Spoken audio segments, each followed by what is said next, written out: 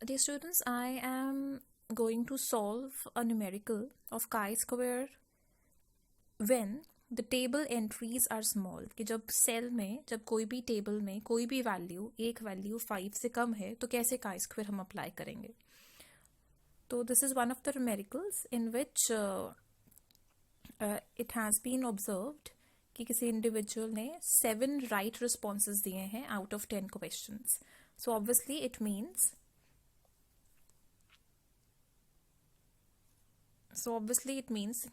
that this is observed frequency. So the number of right responses are 7.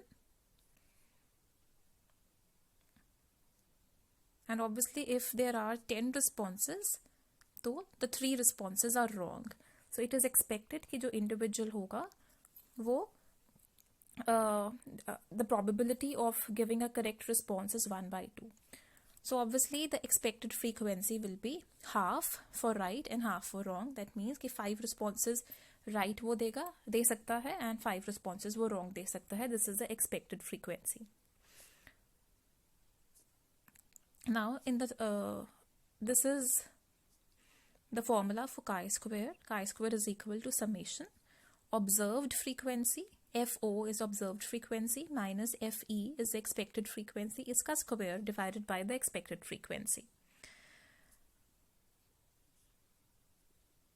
Now the very first step will be हम observed frequency and minus expected frequency करेंगे. So right जो column है उसमें एक observed minus expected क्या होगा 7 minus 5 is 2 and wrong का होगा 3 minus 5 is 2.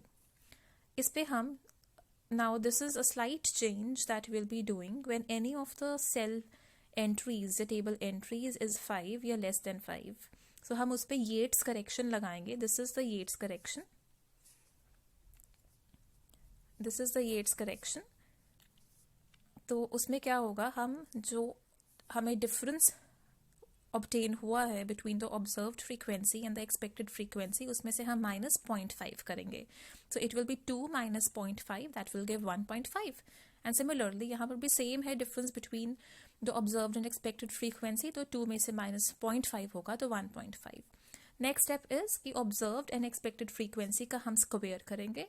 So this is 1.5 का square किया तो it is coming out to be 2.25. Next step is observed frequency minus expected frequency का square divided by expected frequency. That is 2.25 को हम expected frequency 5 है उसके साथ divide करेंगे तो it will give out the value of 0.45. तो as we see in the formula of chi-square कि observed frequency minus expected frequency का square divided by expected frequency इसका summation करके chi-square आएगा. तो हमारे पास ये वैल्यूज आ गई हैं. सो 0.5 प्लस 0.5 करेंगे तो हमारे पास chi-square की वैल्यू आ जाएगी. That is 0.90. Now the next step will B हम डिग्री ऑफ फ्रीडम कैलकुलेट करेंगे क्योंकि जो भी टेबल chi-square का है उसके लिए to see the table values हमें डिग्री ऑफ फ्रीडम की वैल्यू पता होनी चाहिए. सो डिग्री ऑफ फ्रीडम का फॉर्मूला है row -1 multiply by columns -1. So यहाँ पर obviously this is very much clear कि ये 2x2 का table है. So there are 2 rows and 2 columns. So 2 minus 1 into 2 minus 1 will give the degree of freedom of 1. Next step है हम table जो table है table E for the chi-square. इस table को हम refer करेंगे. That is table E. Now हमारा जो degree of freedom है that is 1. The degree of freedom is 1. We will enter the table at degree of freedom 1.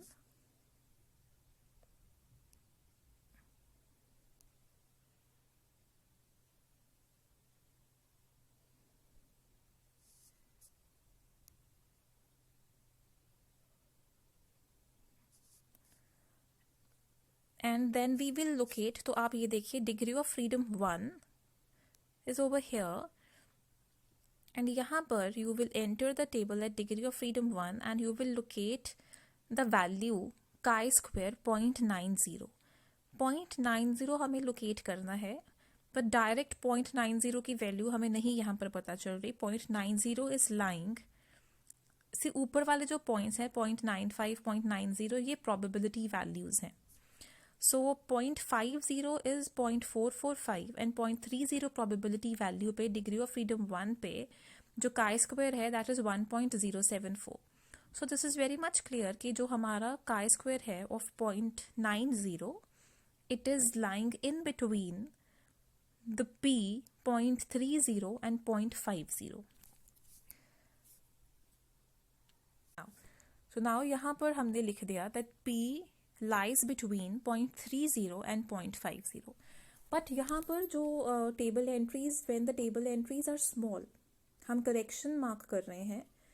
Clear. तो ये जो टेबल वैल्यूज़ हैं बेसिकली ये टेबल वैल्यूज़ जो हैं टू टेल्ड टेस्ट की हैं कि it is considering both the positive side of the scale of the curve as well as the negative side of the curve. तो यहाँ पर हमने one side one tailed test की वैल्यू देखनी है. तो the next step will be कि हमने जो p वैल्यू आई है उसको डिवाइड करना है बाय 2. ये हाफ ऑफ p हम कंसिडर करेंगे. तो उसके लिए हमें p की एग्जैक्ट वैल्यू पता होनी चाहिए. So using the method of interpolation we will locate the exact value of p for a chi square of 0.90. तो हमने किस भी p वैल्यू फाइंड आउट करनी है for the chi square of 0.90. उसका interpolation method is very much easy, आप लोगों ने यूज भी किया हुआ है. तो नाउ यहाँ पर मैंने टेबल वैल्यूज लिखी हुई हैं. सो ये p वैल्यूज मैंने राइट हैंड साइड पे यहाँ लिखी हुई हैं. 0.50 पे जो काई स्क्वायर है in the table E it is 0.455 and 0.30 is 1.074. So obviously हमें 0.90 पे काई स्क्वायर 0.90 पे p वैल्यू लोकेट करनी है. So obviously we know 0.30 and 0.50 के बीच कोई x पॉइंट है जहां पर 0.90 की वैल्यू काई स्क्वायर फॉल कर रहा है. तो अब हम कैसे ये मेथड यूज करेंगे. जो अपर वैल्यू है this is the upper value, बड़ी वैल्यू यहाँ पर है 1.074 minus the lower value that is 0.455 divided by chi square जिसकी हमें वैल्यू फाइंड आउट करनी है minus the lower value. So 0.90 minus 0.455 is equal to again ये देखिए 1.074 के कॉरस्पॉन्डिंग वैल्यू क्या है 0.30 minus 0.50 divided by x minus 0.50. तो इस तरीके से हमें x की वैल्यू फाइंड आउट हो जाएगी. सो आप देखें यहाँ पर सो इन दिस वे हमने x की वैल्यू फाइंड आउट कर ली है.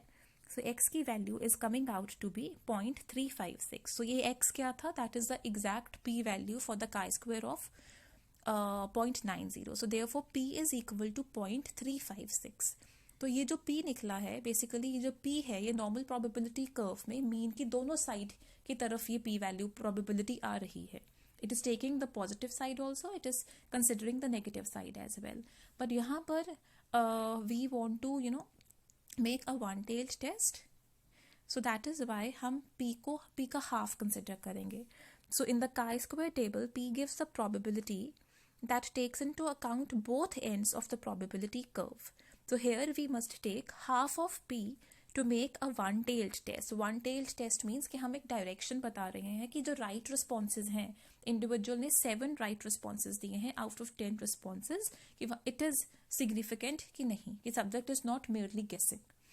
नाउ हाफ ऑफ p होगा. सो p हमारा कितना आया 0.356. सो 0.356 का हाफ करेंगे हम या डिवाइड करेंगे by 2. So it is giving a p value of 0.178. So as we already know 0.05 0.10 के आसपास 0.178 आ रहा है. So it is not advisable कि हम ये जो हाइपोथेसिस है या हम ये जो काई स्क्वायर है उसको इनसिग्निफिकेंट कंसिडर करें. So therefore the chances for chi square that is chi square हमारा कितना आया था 0.90 to be called significant is considerably increased. So the chi-square to be called significant उसके जो chances हैं it is increased because 0.17 is not a very low level of significance. So I hope this is clear. तो इसी का एक next numerical है. This is a second numerical जहाँ पर individual ने out of 100 responses 100 items individual ने subject ने 60 करेक्ट रिस्पॉन्सेज दिए हैं. सो ऑब्वियसली अगर 60 राइट रिस्पॉन्सेज हैं तो 40 will be the wrong. Again यहाँ पर हाफ की प्रोबेबिलिटी है तो एक्सपेक्टेड इज 50-50. क्लियर. तो हम इस पे काई स्क्वायर कैसे अप्लाई करेंगे, तो यहाँ पर भी हम जो येट्स करेक्शन है वो अप्लाई करेंगे. Reason being because it is a 2x2 table. So this thing has to be kept in mind कि येट्स करेक्शन हम कहाँ अप्लाई करते हैं. पहले तो जब any of the table entries जो है दैट इज लेस देन 5 तो हम येट्स करेक्शन लगाएंगे. येट्स करेक्शन क्या है, उसमें से जो ऑब्जर्व्ड एंड एक्सपेक्टेड फ्रीक्वेंसीज का जो डिफरेंस है उसमें से आप 0.5 सब्ट्रैक्ट करेंगे. सेकेंड एप्लीकेशन येट्स करेक्शन की वहाँ पे है जहाँ पर 2x2 का टेबल है. 2x2 का table is basically when there are 2 rows and 2 columns. तो यहाँ पर भी सेम वे है. तो उसी तरीके से दिस हैज़ बीन सॉल्व्ड. सो यहाँ पर भी इंटरपोलेशन मेथड के साथ हमने एग्जैक्ट वैल्यू जो है p की जो द कॉरस्पॉन्डिंग काई स्क्वायर वो लोकेट की है. तो you people can practice. The calculation of chi square is very easy. You can practice how to locate the exact value of the chi square from table E. I hope this is clear to everyone.